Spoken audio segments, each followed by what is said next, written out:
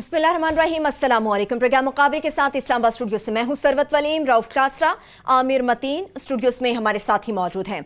आज के प्रोग्राम के आगाज पर आपको बताएंगे कि वज़ीर आज़म इमरान खान के बयान ने भारत के हालिया इलेक्शन में हलचल मचा दी। वज़ीर आज़म इमरान खान भारतीय वज़ीर आज़म नरेंद्र मोदी से उम्मीदें लगा बैठे। भारतीय इंतखाबात में मोदी सरकार जीतती है तो मसला कश्मीर से मुताल्लिक मुज़ाकरात का रास्ता बहाल होगा।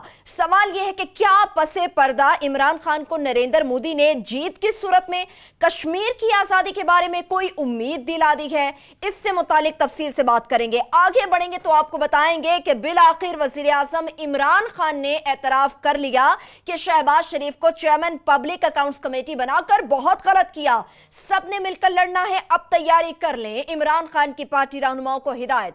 शरीफ खानदान के खिलाफ डट कर लड़ने का फैसला भी कर लिया गया। इमरान खान को शहबाज शरीफ को चेयरमैन पब्लिक अकाउंट्स कमेटी बनाने का मशवरा आखिर किसने दिया था? वजीर आजम इमरान खान की लाहौर में पार्लिमानी पार्टी इजलास के दौरान इस खिताब से मुतालिक और इससे मुतालिक अंदरूनी कहानी क्या है, मुकम्मल डिटेल आपके साथ शेयर करेंगे।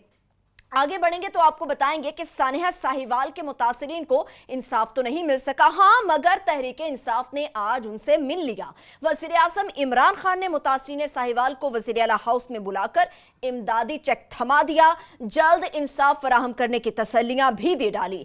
सितम रसीदा बुजुर्ग के कांपते हुए हाथों ने इमरान खान से चेक वसूल भी कर लिया।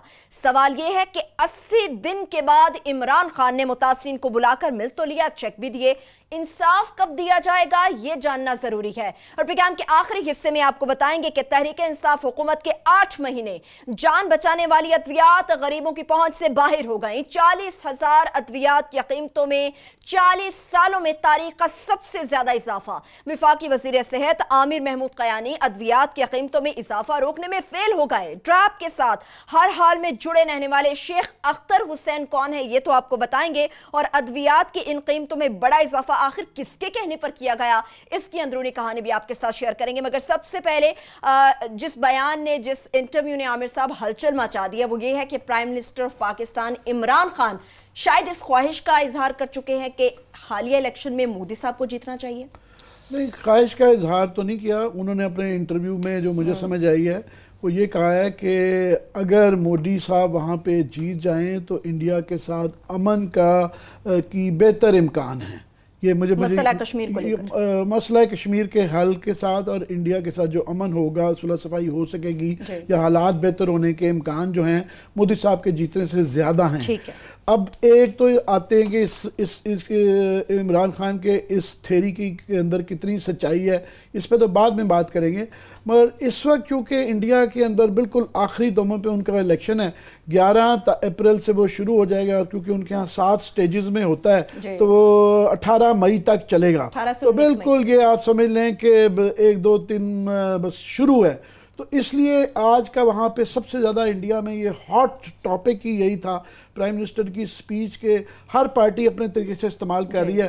कांग्रेस को एकदम से मौका मिला ये कहने का कि देखें जो है ये मोदी साहब यहाँ पे तो बहुत ज़्यादा एंटी पाकिस्तान लाइन लेते हैं और पुलवामा बालाकोट की बातें करते हैं ये सारा, मगर अंदर से जो है ना ये पाकिस्तान के साथ मिले हुए हैं और पाकिस्तान की ख्वाहिश है कि मोदी दोबारा आए। ये बिल्कुल उनको मौका मिला है। वो याद रहे कि 2 दिन पहले प्राइम मिनिस्टर इमरान खान ने एक ट्वीट की थी जिसमें ये कहा था कि ये इसराइल और भारत के ये अजीब लीडर हैं कि मॉरल बैंकरप्सी है उनकी, बिल्कुल इखलाकी तौर पे इतने पसमानदा हैं, पर पता नहीं फ़लस्तीन के बावजूद और कश्मीर में इतने जुल्म के बावजूद जो है इनके लोग इनको कैसे इलेक्ट कर लेते हैं, इनसे नफरत क्यों नहीं करते? उससे ये तासुर दिया गया था इंडिया में कि शायद ये मोदी के खिलाफ है और वो उससे बीजेपी को बढ़ावा मिला। याद रहे कि हमारे यहाँ से इंडिया में भी इलेक्शन जो है जो भी हुकूमत नज़र आती है या पार्टी, वहाँ पे इस किस्म का माहौल बना दिया गया हुआ है कि जो भी पार्टी नज़र आती है कि वो पाकिस्तान के साथ ज़रा अमन की ख्वाहिश रखती है या बेहतर तल्लुकात करना चाहती है, उसका फ़िलहाल इस माहौल में जो इस वक्त बना दिया गया हुआ है उसमें वोट कम हो रहे हैं। सो लिहाजा वहाँ पे इंडिया की और ये भी एक हकीकत है कि ये जो इलेक्शन हो रहे हैं इसके अंदर ये पहले जो इश्यूज चल रहे थे वो महंगाई, नौकरियां, गौ रक्षा और डेवलपमेंट और इन चीज़ों पे था, और ये जो सिक्योरिटी थी, नेशनल सिक्योरिटी और पाकिस्तान, ये काफ़ी नीचे चले जाते थे। मगर सडनली ये दरमियान में, क्योंकि ये पुलवामा हो गया, पुलवामा के बाद बालाकोट हो गया, बाला के बाद अभिनंदन हो गया, तो ये एकदम से तीसरे चौथे पे इशू लेवल पे आ गया।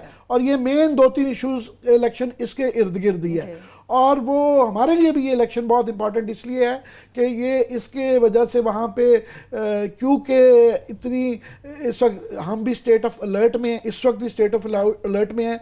इंडिया के जहाज़ों को हम अलाउ नहीं कर रहे हैं कि हमारी फ़ज़ाई स्पेस से गुजर सकें, क्योंकि हमारा ख्याल है और हमने ये ऑफिशियली इंडिया को ये और दुनिया को ये बावर कराया है कि इस बात का हम ख़तरा समझते हैं कि ये इलेक्शन के दौरान भी जो है ना, ये हमारे ऊपर हमला करें। ये हमने ऑफिशियली हमारी पोजीशन है। हाँ। और हम उसकी वजह से एक स्टेट ऑफ अलर्ट में इस वक्त भी मौजूद हैं कि हम इस खतरे को रद्द नहीं कर रहे हैं। दूसरा, ये इलेक्शन हमारे लिए इसलिए 2 वजूहात और भी इंपॉर्टेंट हैं कि इसमें बीजेपी ने अपने मैनिफेस्टो के अंदर, ये पहले ये इशारों में बात की जाती थी, इस दफ़ा खुल के कह दिया है कि हिंदुस्तान के आर्टिकल में 370 एक आर्टिकल है जिसके ज़रिए कश्मीर को, जो कि हमारे यहाँ भी जो आज़ाद कश्मीर है, उसके अंदर पाकिस्तान के लोग जो यहाँ पे रहने वाले ज़मीन नहीं खरीद सकते, सिर्फ स्टेट सब्जेक्ट्स हैं वो खरीद सकते हैं। इस तरह इंडिया में भी है कि भारत के लोग इंडियन मकबूजा कश्मीर के अंदर जो है वो ज़मीन नहीं खरीदते, उनका एक स्पेशल स्टेटस है। तो बीजेपी ने ये कहा है कि इस दफ़ा अगर हम जीते तो हम जो है उसको ख़त्म कर देंगे, ये स्पेशल स्टेटस कश्मीर का नहीं रहेंगे। जिसका मतलब है कि कश्मीर में और मुसलमानों के वहाँ जो मसाइल हैं वो बढ़ेंगे, और वहाँ की जो ही अगर कश्मीर में मज़ीद खून खराबा होता है तो डायरेक्टली हमारे पे भी इम्पैक्ट होता है, और हम भी और इंडिया में वहाँ पे महबूबा मुफ्ती के अलावा इवन उमर अब्दुल्ला, फारूक अब्दुल्ला ने भी रिएक्ट किया है कि अगर इंडिया ये करने जाएगा तो हम भी सोचेंगे कि इल्हाक जो एक्सेशन हुआ था पार्टीशन के बाद, हम दोबारा उस पर गौर करेंगे। सो ये और मसला तीसरा ये है क्योंकि बीजेपी के ये 5 सालों में इंडिया का कैरेक्टर जो है ना वो बिल्कुल बदल गया है कि एक ज़माने में हमें वो 2 नेशन थ्योरी का ताना देते थे, मगर वहाँ पे जिस तरह की मुसलमानों की लिंचिंग हो रही है और जिस तरीके से जुल्म तशद्दुद हुआ है, तो और उनका बिल्कुल वो जो एक राइटिस्ट एलिमेंट जो है ना, हमारे यहाँ तो सबड्यूड भी है, डिफेंसिव पे है, उनका एक्सट्रीम राइट विंग जो है वो पावर में भी है, और उनके मज़ीद 5 साल आने में वो मज़ीद इंडिया का कैरेक्टर, ये सवाल है कि कितना की तब्दील होगा। तो ये तो वहाँ पे है कि इसलिए इस बयान की जो है ना इमरान खान के इसमें सडनली आ जाती है। अब आ जाते हैं कि जनाब ये क्लास साहब के शायद पता नहीं इस पर क्या ख्यालात हैं, पर मेरा ख्याल है कि ये थेरी भी कि वहाँ पे जो राइट विंग आ जाए और हमारे यहाँ भी राइट विंग हो या फौज वहाँ पे हमारे यहाँ पर ताकत में हो, तो ये फलानी पार्टी के आने से जो है ना अमन बढ़ जाता है। ये पिछले 5 साल में ऐसा नहीं हुआ। बीजेपी आई भी थी और इसमें कोई उन्होंने कोई बल्कि नवाज शरीफ साहब ने बहुत कोशिश की कि तल्लुकात को बेहतर किया जाए, उन्होंने कॉस्मेटिक्स ही की मगर नहीं की, और लार्जली उसकी वजह से नवाज शरीफ को बहुत सियासी तौर पे नुकसान भी हुआ कि उन्होंने जो ऑलिव ब्रांच एक्सटेंड की थी उसको रेसिप्रोकेट इंडिया ने, बीजेपी की गवर्नमेंट ने नहीं किया। तो ये बीजेपी के अंदर ये 5 साल में नहीं नजर आया, और उससे 10 साल पहले कांग्रेस की गवर्नमेंट का भी हौसला नहीं हुआ कि वो भी कर सकें।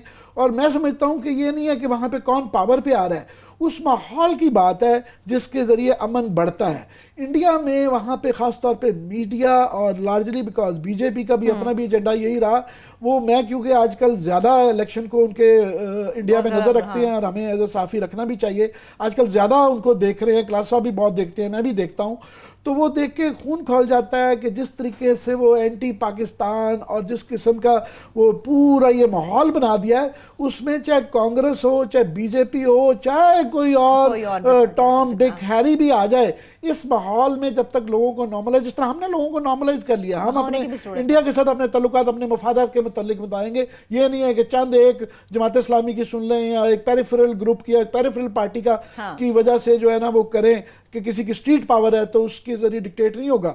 हम अपने मफाद के मुतालिक करेंगे, और हम इस मामले में बड़ा, हमारा मीडिया भी मैच्योर हो गया है और हमारी इंटेलिजेंसिया भी मैच्योर हो गई है, और मैं समझता हूँ हमारी एस्टेब्लिशमेंट भी मैच्योर हो गई है कि हम देखेंगे, हमने फ्लूइड रखा हुआ है इसको कि जब चाहेंगे हमारे मफाद में होंगे तो हम वैसे कर लेंगे। इंडिया में अगर कोई गवर्नमेंट चाहे भी, चाहे बीजेपी हो, और इस माहौल को ठीक किए बगैर उनके लिए मुमकिन नहीं।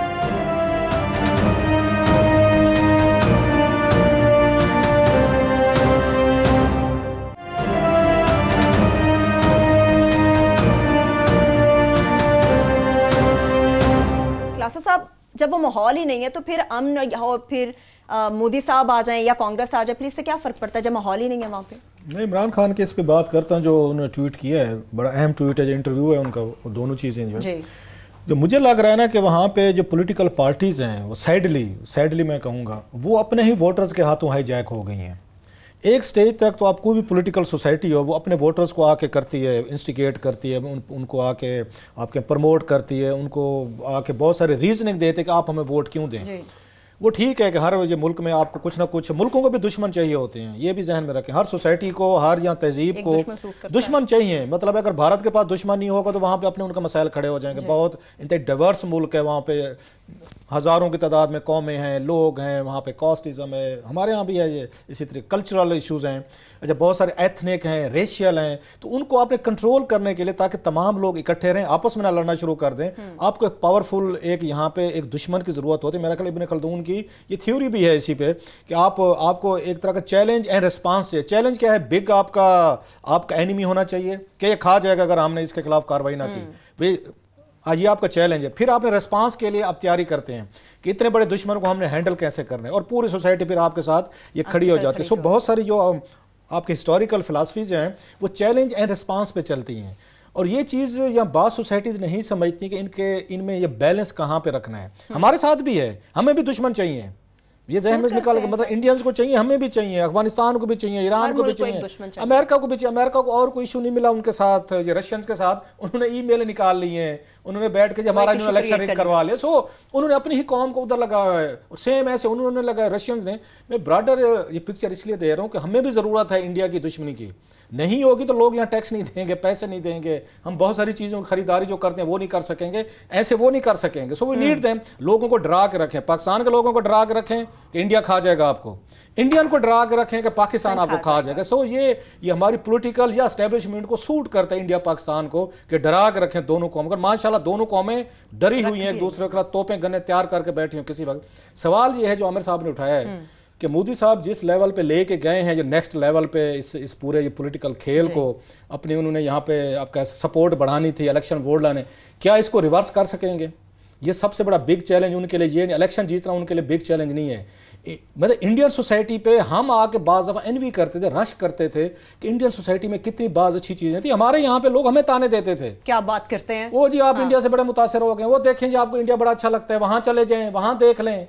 ये हमें आते थे ताने, अभी भी हमें राइट विंग से सुनने पड़ते थे। अब क्या हुआ कि हमारी सोसाइटी जो है वो नॉर्मल होना शुरू हो गई है। यहाँ पे नवाज शरीफ 3 दफ़ा वज़ीर आज़म बना, भारत से दोस्ती के नाम पे बना। सर इमरान खान इंडिया से आके दोस्ती की बात करते, कहीं से एक आवाज़ भी नहीं उठती कि खान साहब आपकी दोस्ती करना चाहते। इंडिया में क्या है, बिल्कुल उलट है। ये इमरान खान के बयान के बाद वहां पे गद्दार की बहस खत्म हुई है। सर पहले तो ये समझा जा रहा था, कांग्रेस को इल्जाम दिए जा रहे थे कि आप जो कांग्रेस है ना, पाकिस्तान की बोली बोलती है, भाषा बोलती है, पाकिस्तान की भाषा बोलती है, ये ISI के एजेंट हैं। जहां पे जिसने भी वहां पीस की बात कर ले, कोई थोड़ी सी दोस्ती की बात कर ले, नॉर्मलाइजेशन की बात कर ले, पीपल टू पीपल कॉन्टैक्ट की बात कर ले, फौरी तौर पर उसको ब्रांड कर दिया जाता है कि ये इंडिया का या पाकिस्तान का इंडिया में एजेंट है, या ISI के एजेंट है। ये चीजें पाकिस्तान में होती थी कुछ अर्सा पहले तक, यही चीजें हमें फेस करनी पड़ती थी कि आपने ऐसी बात क्यों कर दी है। एक चीज। अब दूसरी आती है कि इसकी इंप्लीकेशन क्या है जो इमरान खान साहब का ये बयान है। एक तो ये है कि भारत में ये बहस बड़ी हद तक वो खुद अब उनको समझ नहीं आ रही कि हम इसको टैकल कैसे करें। अब ये बीजेपी जो है ये इल्ज़ाम कांग्रेस पे कैसे लगाएगा, तुम पाकिस्तान का खेल खेलते हो, लिहाजा तुम लोग जो है ना यहाँ पे एक तरह की वो देश के तुम ये वफादार देशद्रोही हो।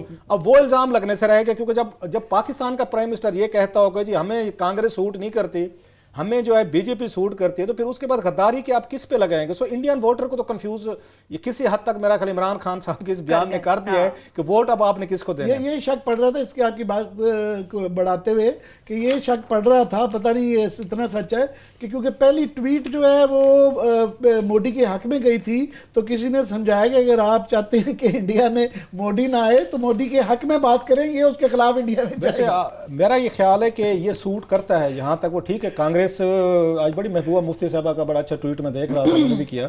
कांग्रेस चाहती होगी पाकिस्तान के साथ ताल्लुकात ठीक होने जो फेयर इनफ, लेकिन उसमें जुर्रत नहीं है कि वो इतने बड़े स्टेप नहीं ले सकती जितना आगे वो नेक्स्ट लेवल तक बीजेपी लेके चली गई पाकिस्तान के खिलाफ नफरत को। पर्टिकुलरली इन 3-4 सालों में कांग्रेस के लिए मुश्किल हो जाएगा कि वो आए पाकिस्तान के साथ टेबल पर बैठे और कश्मीर पे कोई डूएबल एक्सेप्टेबल हाल कोई आए जो इंडिया पाकिस्तान को उनको कबूल हो।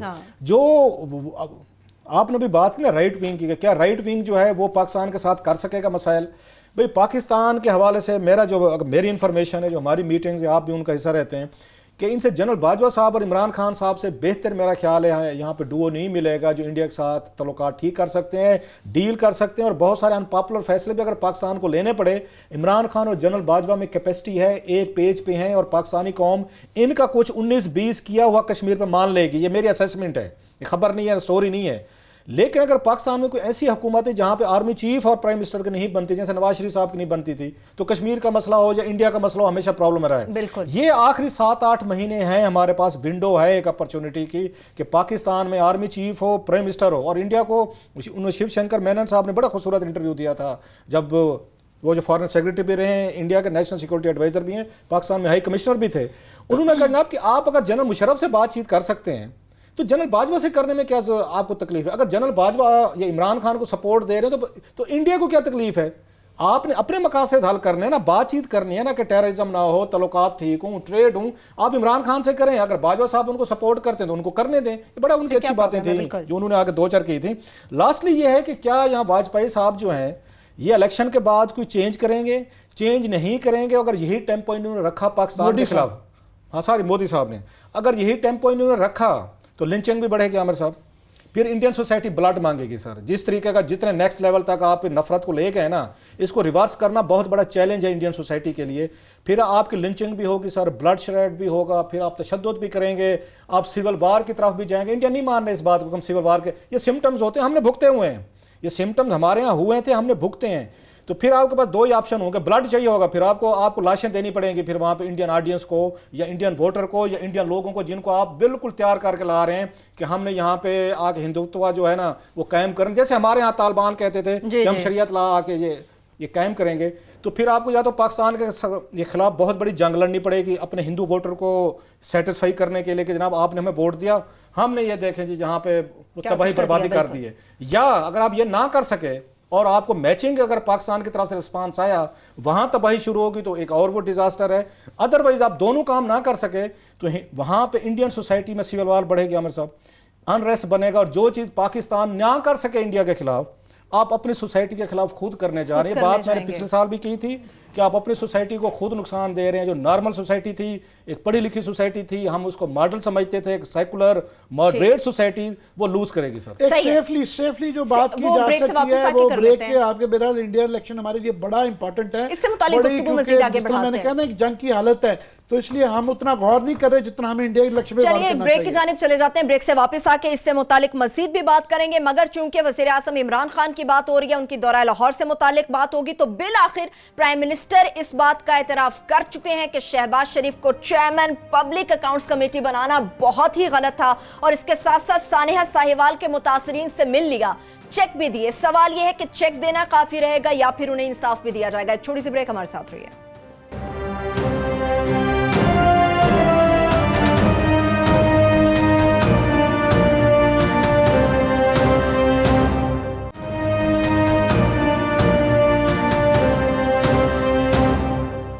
ब्रेक के बाद एक बार फिर से प्रोग्राम में हम आपको खुशामदीद कहेंगे। इंडियन इलेक्शन से मुतालिक बात चल रही थी जी, पता नहीं हंसी की बात है या परेशानी की बात है कि कल इंडिया के इलेक्शंस हैं और मैं टेलीविज़न पे देख रहा था, किसी को कोई नोबडी इज़ बॉदर्ड, किसी को कोई ज़्यादा जिक्र भी नहीं है, कोई टॉक शोज़ भी नहीं है। वो लगे मैं कहीं वो शहबाज शरीफ बाहर जा रहा नहीं जा रहा, चला गया फलाना चला गया है।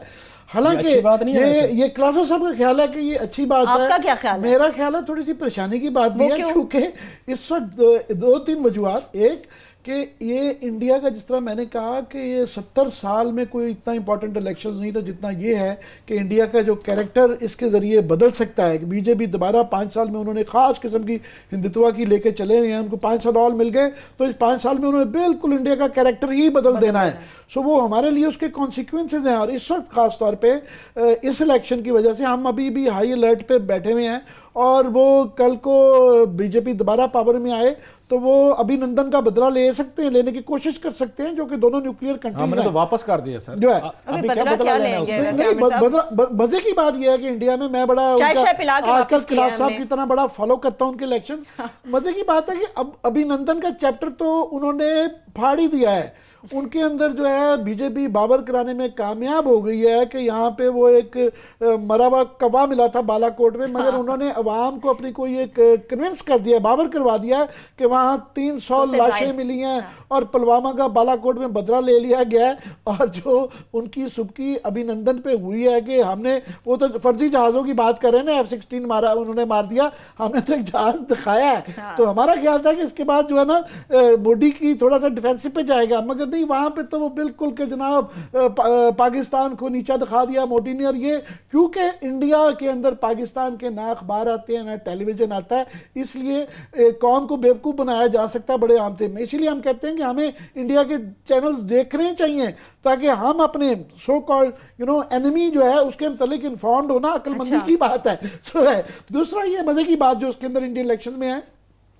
कि नारे बड़े, कांग्रेस भी बहुत ज़्यादा पाकिस्तान पे एग्रेसिव है, बीजेपी तो है ही है, मगर उनका जो मैनिफेस्टो आया है वो बड़ा न्यूट्रल है। उसके अंदर पाकिस्तान के हवाले से उन्होंने तमाम अमन की ख्वाहिशात, उन्होंने जिक्र ही नहीं किया हुआ। उन्होंने कहा जी हम बड़े ख्वाह हैं कि रीजन के अंदर अमन हो। उन्होंने अपने पास सारी वो चॉइसेस रखी हुई हैं पाकिस्तान साथ अमन की और बेहतरी करने की। मैनिफेस्टो के अंदर जो लिखी भी बात है उसके अंदर कोई एंटी पाकिस्तान या इस तरह का एजेंडा नहीं है कि उन्होंने जो है ना हमारे ऊपर कोई एग्रेशन दिखाना है। सो ये एक मैं समझता हूँ सिर्फ वाहिद मुझे उनकी सारी कैंपेन के अंदर उन लोगों के लिए जो कि अमन के ख्वाह हैं, यही एक पॉजिटिव चीज नजर। वैसे आप इंडियन चैनल देखने का मशवरा ना दें, पहले अजियतें कम है क्लास जो और अजियतें हमें मिल जाएंगी। हम दवाएं भी महंगी हो गई हैं, सर दर्द की गोलियां आते हैं ना। थोड़ी सी आमिर साहब ने बात की है ना कि पाकिस्तानी कौम जो है इंडियन इलेक्शन में दिलचस्पी नहीं है जी। अभी भी जब हम ये डिसाइड कर रहे थे प्रोग्राम के इसके लिए शुरू होने से पहले, हमें 5 मिनट लगे हैं कि क्या हमें ये लीड स्टोरी लेनी चाहिए इंडियन इलेक्शन वाली के या नहीं लेनी चाहिए। और हमें इमरान खान साहब की जो वहाँ पे हुई है, उन्होंने शहबाज शरीफ के हवाले से बड़ी अहम बातें की, वो लेनी चाहिए। हमें दवाइयों का पूरी कौम चीख रही है, उस पर लेना चाहिए, या हमें कोई और इशू, जरदारी साहब और फिर नवाज शरीफ साहब माशाल्लाह ठीक हो गए, सियासी मुलाकातें हो गई, हमें आपके सामने 5-10 मिनट इस पे बहस की है। फाइनली आमिर साहब और मैं इस पे एग्री किया है कि हमें इंडियन इलेक्शन जो है ना एक अहम, इसको लेना चाहिए। अब इसको आमिर साहब कहते हैं कि अच्छी चीज़ नहीं है, बात इनके भी ठीक है कि अगर वहाँ पे ये चीज़ें हो रही हैं तो हमें पता होना चाहिए। मैं इसको एक पॉजिटिव साइन देखता हूँ, जो मैं समझता हूँ कि हम ग्रो कर गए हैं। हमारे अंदर इतने इंडियन सेंट्रिक थे कि हम कोई बाथरूम में भी गिर जाता था ना सर, कुछ जाते हुए किसी की गाड़ी की टक्कर लगे, ये राह का कमाल है सर, इसके पीछे राह का हाथ होगा, इसके पीछे हिंदू और वहाँ पे यहूदियों को कोई ना कोई साजिश होगी। थैंक्स गॉड पाकिस्तानी सोसाइटी में चोर हुई है, ये साजिश थी, उनसे निकला है। हमारी गलतियाँ हैं, ब्लंडर है हमारे हैं, हम एक्सेप्ट करते हैं कि हमसे गलतियां होती हैं, हम ठीक करने की कोशिश करें जितनी औकात है हमारी। हमारे यहाँ 70,000 बंदा मारा गया सर, यहाँ दहशतगर्दी हुई है, बड़े पैमाने इंडिया पे भी इल्जाम लगते थे, इसराइल पे भी लगते थे, अफगानिस्तान पे या बाकी मुल्कों पे लगते थे, और हमने जाके तोपें करने किसी पे नहीं उठाई। हमने अपने ही अंदर खाने, हमारी इंटेलिजेंस एजेंसी ने अपने आप को बेहतर किया, हमारी फोर्सेज ने खुद को ठीक किया, पूरी सोसाइटी खड़ी हुई, हमने उसको टेररिज्म को बड़ी हद तक हमने टैकल किया बगैर किसी मुल्क पे हमले, तोपें गने उठाए। ये काम इंडिया भी कर सकता था कि वहाँ भी हमारे यहाँ भी इशू थे, वो ये काम नहीं किया उन्होंने रुख कर दिया सीधा का सीधा पाकिस्तान की तरफ।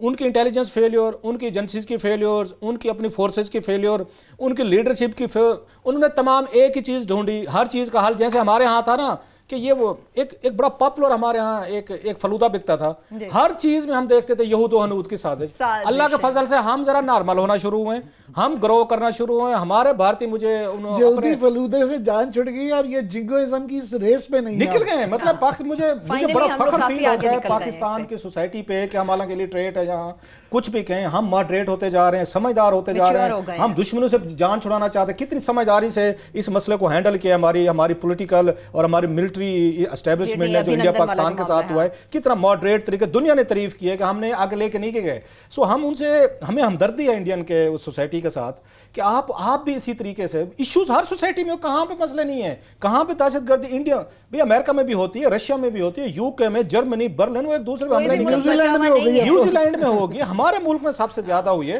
तो आपको चैनल बंद नहीं करने चाहिए थे, बातचीत जारी रखनी चाहिए थी। कश्मीर को इतनी बड़ी चीज नहीं थी 70 सालों में कि बैठ के कोई आप डुअल चीजें कर सकते थे। दोनों मुल्कों का कंट्रोल भी रहे, दोनों का कॉमन डिफेंस भी रहे, कश्मीरियों को आने जाने दें, उधर श्रीनगर हमें आने जाने दें, यहाँ से बस पकड़ें, यहाँ से हम गाड़ी पकड़ें, हम जाके बम्बे में कोई फिल्म देख लें, कोई दिल्ली में जाके 4 किताबें ले आए, आप लाहौर में आए, कोई फैसलाबाद फिरें, कोई सियालकोट जाएं, थोड़ा सा इंसानों को जिंदा रहने दें। ये मार धाड़ बम चलाने ये 70 साल में हमने बहुत देख लिए क्या जीत लिया? बहरहाल देखें सर, ये तो हमारी ख्वाहिश है, हमारे जो वो कहते हैं आपके पास अंदरूनी खबर है कि इमरान खान लाहौर गए पार्लियामानी थे पार्टी और इजलास हुआ। साहिवाल में हाँ। फाइनली जो है हम कहते रहे हैं कि जाना चाहिए था, वो आपकी बात उन्होंने मान ली ये है। अमन के दुश्मन, देखा जो ही मैंने अमन की बात की किया ना, बात मैं की, ले लिया उन्होंने आपकी बात मान ली है और उन्होंने उन फैमिली को साहिवाल की बुला लिया है, बड़ा अच्छा किया, उनसे प्यार भी किया, पैसे भी दिए।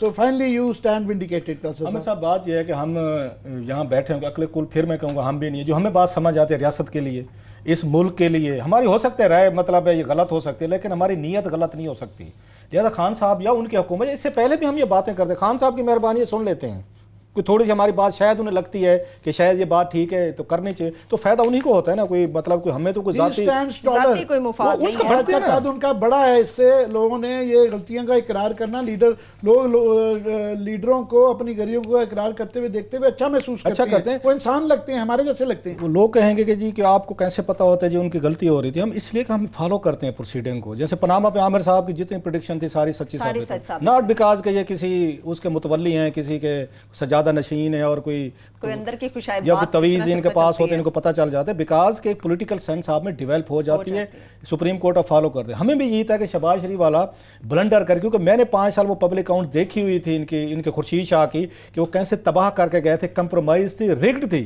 आज इमरान खान साहब को वही एहसास वहाँ पे हुआ जो पार्लियामानी कमेटी में उन्होंने बात की है, ये बातें उन्होंने की हैं कि मेरी सबसे बड़ी गलती थी और जिन लोगों ने मुझे मशवरा दिया था वो गलत मशवरा दिया था। मतलब ये कि हम आपको उस वक्त सही मशवरा दे रहे थे कि एक्सीलेंसी मत करें, ये आपकी लेगेसी बनेगी सारी उम्र के लिए, आप ये करप्शन का नारा नहीं मार सकेंगे।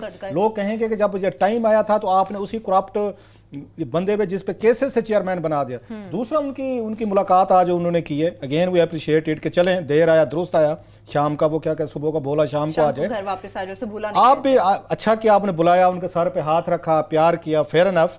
लेकिन बात वही है जो उनका मेन मसला है, उनका आपको जुडिशल कमीशन उनको देना चाहिए। वो भी बात हो रही है कि शायद बना दिया जाए। अगर मैं होता, मेरा इनका एडवाइज़र होता तो मैं ज़रूर कहता कि इनको यहाँ गवर्नर हाउस मत बुलाएं, एक आराम से गाड़ी निकालें, 2-4 बंदे साथ लें, इनके घर जाएं, वहाँ बैठें, क्योंकि हमारे देहाती लोगों में, हम देहाती हैं, हमारे यहाँ किसी के घर जाके तज़ियत की जाती होती है, अफसोस उसके घर जाके उसकी नीचे फर्श में उनके घर में बैठ के किया जाता होता है, उनको अपने यहाँ बुला के उनके हाथ नहीं उठाए जाते। बहरहाल आपके मसले होंगे, सिक्योरिटी होगी, मन्ना होगा, वटएवर, फिर भी हम समझते हैं कि चलें ठीक है। अच्छा किया आपने सर। चलिए फैसला तो अच्छा था, मगर अब मुझे ब्रेक की जानिब बढ़ना है, चूंकि खान साहब से मुतालिक और पीटीआई की हुकूमत से मुतालिक बात चलने के लिए जब ब्रेक से वापस आएंगे तो बात करेंगे कि तहरीक इंसाफ के 8 महीनों ने गरीब अवाम की किस तरह से चीखें निकलवा दी। छोटी सी ब्रेक, हमारे साथ रहिए।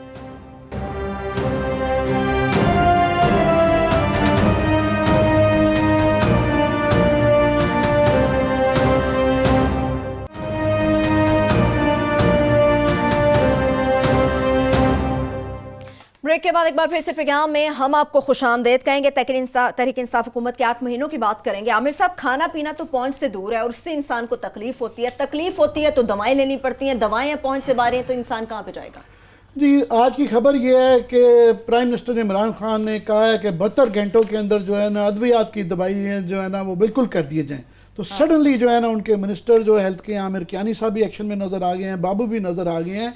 प्राइम मिनिस्टर को पूरी कहानी बताई नहीं गई है और इस कौम को भी नहीं बताई गई है कि ठीक है हमारे पास अस्पतालों के पैसे नहीं हैं, हमारे पास दवाइयों के पैसे नहीं हैं, ये 1-2 दिन में ये नहीं होगा। बट जो हम कर सकते हैं कम से कम वो जो चोरियां हो रही हैं, जो फ्रॉड हो रहा है, उससे तो अवाम को बचाया जा सकता है। मैं समझता हूँ कि पीटीआई की गवर्नमेंट का पहला सबसे बड़ा स्कैम था 50 अरब रुपए की वो जो इन्होंने LNG नहीं मंगवाई और ऑयल यूज़ किया गया, अभी भी वो जारी है और उसकी इंक्वायरी। दूसरा बड़ा ये स्कैम, और ये उससे भी बड़ा स्कैम है इसलिए कि ये जान बचाने वाली दवाइयाँ हैं और ये पाकिस्तान की तारीख में इतने पैसे कभी नहीं बढ़ाए गए। और ये बड़ी शर्म आती है मुझे ये कहते हुए कि इसकी पूरी कहानी बताएंगे कि ये जो 15% जो बढ़ी है, ये 15% अब नहीं बढ़ी है, ये आज से दिसंबर में पहले बढ़ाई गई। और उस वक्त जो है चीफ जस्टिस साकिब निसार साहब ने ये सुओ मोटो लिया दवाइयों का मसला, उनको नहीं लेना चाहिए था, बिल्कुल नहीं लेना था। जिस तरह चौधरी इफ्तिखार ने अपने समधियों का एक केस ले लिया था, इनके भी करीबी रिश्तेदार इनके समधियों की दवाइयों की कंपनीज हैं, तो इसलिए उनका कॉन्फ्लिक्ट ऑफ इंटरेस्ट था, उनको नहीं लेना चाहिए था। उन्होंने ना सिर्फ के लिया उसको, उसके बाद फिर जो है एक शेख अख्तर हुसैन साहब जो थे ना, वो उनको एक्टिंग सीईओ थे, और ये जो सारी दवाइयों की बढ़ाई गई ये उनके दौर में की गई। अच्छा। फिर फार्मास्यूटिकल वालों को उनसे ड्रैप के जो ये एक्टिंग सीईओ थे उनसे बिठा दिया गया कि आप जाएं और देखें कि ये जनाब ये दवाइयों की कीमत बढ़नी चाहिए कि नहीं है। ड्रैप रेगुलेटरी अथॉरिटी क्या होती है? रेगुलेटरी अथॉरिटी ये जो बनाई जाती हैं, पैमरा, नेपरा, लेपरा, टेपरा, ये सारी इसलिए बनाई जाती हैं कि आम आदमी का मफाद वॉच करें। ये इसलिए नहीं बनाई जाती कि ये दवाइयों की कंपनियों के साथ मिलकर कहें हाँ ये बढ़ा दो पैसे। सो उस वक्त जो दिसंबर में बढ़ाई गई उस कमेटी में under the watch of chief justice of Pakistan no less, मैं उस ज़माने में उनकी कई चीज़ों के हम बड़े मद्दा थे, मगर अभी ये जो चीज़ें सामने आ रही हैं इससे बड़ी दिल की पेशेमानी हो कि जब इदारे चीफ जस्टिस ऑफ पाकिस्तान जो है इस तरह के काम करें। तो उस वक्त जो बढ़ाई गई थी ये दिसंबर 27 को जो है ना गवर्नमेंट ने शेख अख्तर साहब का ये बल्कि प्रेशर डाला गया कि इनको आप परमानेंट करेंगे तो आपकी बढ़ाइयाँ बढ़ाएंगे, गवर्नमेंट के ऊपर किया गया। गवर्नमेंट ने बीच में मिली हुई थी पीटीआई की गवर्नमेंट, तो उनको फिर परमानेंट कर दिया गया। उसके सिले में फिर ड्रैप ने जिसका काम था कि उनको रोकना, इन्होंने दिसंबर 30 को 460 दवाइयाँ, और ये बड़ी वाली दवाइयाँ थी, उनमें बढ़ा दिया तकरीबन कई दवाइयों में 200%। ये भी तो बात कर रहे हैं ना, आज की बात कर रहे हैं कि जनाब ये 15%।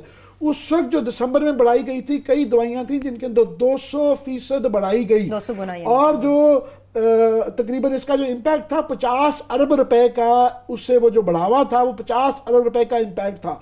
और उसके 2 महीने बाद फिर महीने बाद अनाउंस ये किया गया, एक और बढ़ाया कि जी 9 से 15%, 200% जो बढ़ी थी, ये 460 की जो ओरिजिनल है उसको खुफिया रखा गया, उसको बताया ही नहीं गया। और अवाम ने कहा जी ये देखे ना ये 9 से 15% बढ़ गई हैं, उस पर शोर मचा दिया गया और उसी का रहा। और उसके बाद ये सवाल आ गया कि जनाब क्योंकि ये अख्तर साहब जो थे, शेख अख्तर साहब, इन पे बहुत सवाल थे कि एक तो ये फार्मास्यूटिकल के साथ इन पे इल्जाम था कि मिले हुए रोज उनकी डिग्री फेक डिग्री उनकी दिखाएं जरा। आज तक फेक डिग्री में बड़ी बड़ी करेक्टर होती है, इस तरह की फेक डिग्री जिसके ऊपर डिग्री के ऊपर तस्वीर लगी हुई है और वो जैसा भी मजाक। अब गवर्नमेंट ने खुद पता किया है कि जनाब इनकी डिग्री वो थी, अभी भी उनके खिलाफ एक्शन नहीं लिया जा रहा, ये कहलाता है। मगर उनके होते हुए जो है ना ये चीज़ करवाई गई।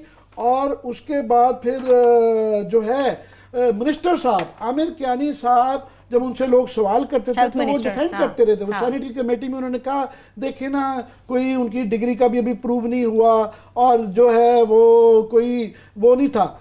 इसी दौरान कि जब ये बढ़ाया जा रहा था उसका कोई आर्गुमेंट नहीं था। ये एक सवाल, ये पेपर है, ये दिखाएंगे आप इसके ऊपर कि ड्रैप के अपने एक डिप्टी डायरेक्टर साहब है उबैद अली साहब ने, उन्होंने जो डायरेक्टर कॉस्टिंग और प्राइसिंग जो प्राइसेस करता है उसको ये खत लिखा। उन्होंने कहा जनाब ये दवाइयों की कंपनियां ये झूठ बोल रही हैं कि जनाब ये बढ़ाने के जो है ना दुनिया भर में खाम माल जो कि दवाइयों के इंग्रेडिएंट्स से इस्तेमाल होता है वो सस्ते हो रहे हैं। और उन्होंने टेबल बना के भेजा कि ये ओवर इन्वाइसिंग कर रहे हैं, झूठ बोल रहे हैं, इनकी कोई ग्राउंड नहीं है बढ़ाने की। और अब जो है जाके जो है ना ये वो लिस्ट आ रही है, ये मेजर दवाइयाँ और लाइफ सेविंग ड्रग्स हैं। एक के उसकी इन सब के फर्क आ रहा है कि ये नए पाकिस्तान में और पुराने पाकिस्तान में कितना दवाइयों का फर्क है। अब लेटेस्ट आ गया है कि अभी वो पुराना नहीं थे जख्म हुए कि उसका सदबाव करना था और उन्होंने नए 15% बढ़ा दिया। और प्राइम मिनिस्टर साहब सिर्फ ऑर्डर कर रही है और वो कियानी साहब बड़ी फुर्तियां दिखा रहे हैं। इसकी जुडिशियल कमीशन बनाना चाहिए, उसका कुछ नहीं बना पिछली इंक्वायरी का, खुदा के लिए इसका इंक्वायरी बनाएं। इसके अंदर 2-3 सवाल क्विकली मैं कह दूं और भी हैं। वो ये है पहली बात कि जो ड्रैप है ये रेगुलेटरी अथॉरिटी है, इसको अवाम के साथ खड़ा होना चाहिए, ये फार्मास्यूटिकल दवाइयों के साथ मिल जाता है। दूसरा ये है कि फार्मास्यूटिकल जो कंपनियां हैं इनकी हमारी दवाइयों की क्योंकि नालायक लोग फेक डिग्रियों वाले बिठाए जाते हैं तो वो वहाँ पे जो क्वालिटी ऑफ मेडिसिन है वो नहीं है। हमारे यहाँ कोई 800 के करीब लोकल कंपनियाँ हैं, यहाँ मल्टीनेशनल्स हैं 21 जो मल्टीनेशनल्स बनाती हैं यहाँ पे दवाई, उसकी क्वालिटी बाहर बड़ी अच्छी होती है, यहाँ वो भी क्वालिटी मेंटेन नहीं करती। हमारी एक गोली नहीं है जो कि एक्सपोर्ट होती है, गोलियाँ एक्सपोर्ट नहीं होती, हमारी दवाइयाँ।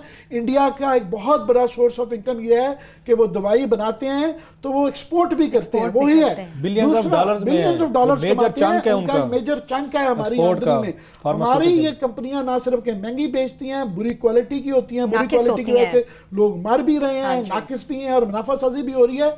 दूसरा, इंडिया ने जो काम किया है, उन्होंने कहा जनाब ये जो लाइफ सेविंग ड्रग्स है ना, भाड़ में जाए दुनिया, हम अपनी जेनरिक लोकल बनाएंगे, आपकी टेक्नोलॉजी आपका सारा कुछ करेंगे, मगर हम अपनी बनाएंगे ज़िंदगी बचाने के लिए। हम कोई पेटेंट लॉज, कोई दुनिया के वो मानने के लिए तैयार नहीं कि आदमी मर रहा है और आप कह रही है, बड़ी मल्टीनेशनल कह रही है कि नहीं मेरी दवाई आप इस्तेमाल नहीं कर सकते, हम करेंगे। ये दुनिया भर का एहसास है। हमारे यहाँ ऐसा नहीं हो सका, बिल्कुल नहीं हो सका, बल्कि ये गवर्नमेंट को ये पता करना चाहिए। क्लास साहब, मुझे अभी पता चला है कि 1% पिछले 40-50 साल से R&D रिसर्च के नाम पे ये दवाइयाँ दे रही हैं। वो नहीं पता कि वो कहाँ पैसा पड़ा हुआ है। वो तकरीबन 3 ट्रिलियन जो है 3000 अरब रुपया होता है। ये 3000 अरब रुपया जो है गवर्नमेंट जो है दवाइयों में 1% जो R&D कंपनियों से कलेक्ट करती है, उसका नहीं पता किधर है।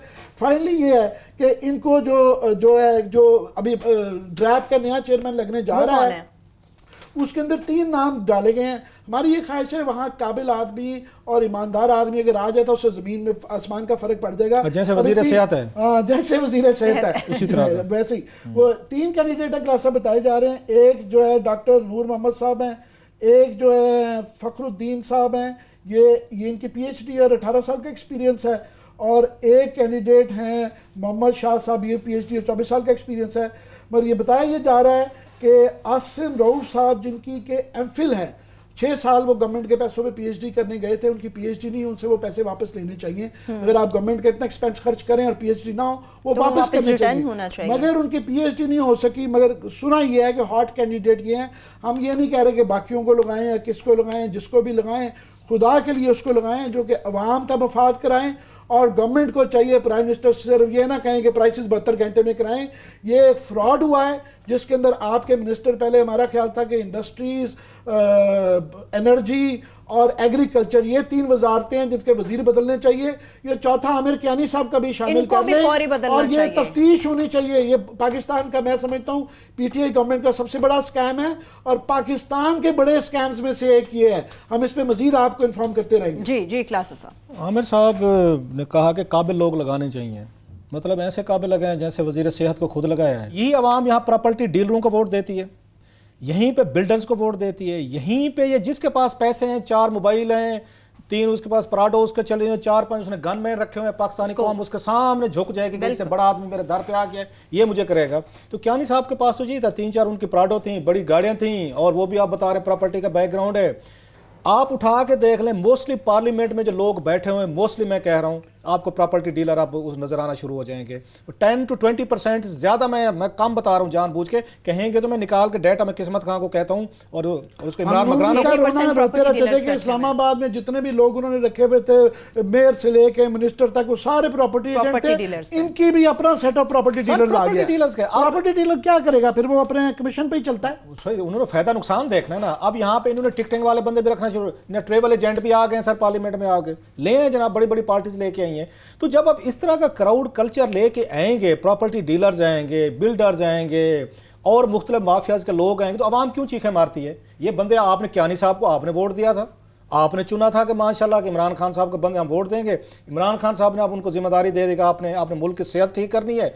मुल्क की सेहत ठीक हो ना, वो फार्मास्यूटिकल कंपनीज की सेहत वो ठीक कर रहे हैं। आप रोला पड़ गया पूरा मुल्क रो, क्यों रोते हैं भाई? आप ही ने वोट कास्ट किए, हमने दिए है ना वोट। हमने कहा है ना कि खान साहब ने कहा था कि जो बंदा मैं पिक करूं, right man for the right job. जरा सुनते हैं, आमिर कियानी बिल्कुल right man for the right job है जनाब। वजीर सेहत साहब हैं, जो भी उनका बैकग्राउंड है। इमरान खान, शेख अख्तर हुसैन साहब खुद ही फेक गवर्नमेंट ने पकड़ी, अब ये भी right man for the right job. Ghulam Sarwar Khan sahab बड़े right man for the right job ढूंढे उन्होंने, पेट्रोलियम गैस मिनिस्ट्री को। नेगेटिव में ग्रोथ एग्रीकल्चर की चली गई है। कभी किसी को आपको पता है वजीर ज़राअत कौन है पाकिस्तान का? मैं वही कहने वाला था, सुना है आपने? ज़राअत का वजीर इमरान खान साहब ने चुना, राइट मैन, जिसका नाम हमें नहीं आता, जो सबसे हालांकि मैंने पता उन्हें सीधा मिनिस्टर बना दिया, उसका जिक्र ही कहीं नहीं है। नेगेटिव में ग्रोथ चली गई है। फमीदा मिर्जा साहिबा बिल्कुल right man for the right job, Zubaida Jalal Sahiba right man for the right job या पर्सन। सो इमरान खान साहब पे कौन ट्रस्ट करे? घबराना बिल्कुल नहीं है सर, बिल्कुल आप चीखें मत मारें। आप लोगों ने वोट दिए थे। अच्छा हम बात करें ना, आप हुकूमत को नहीं चलने दे रहे,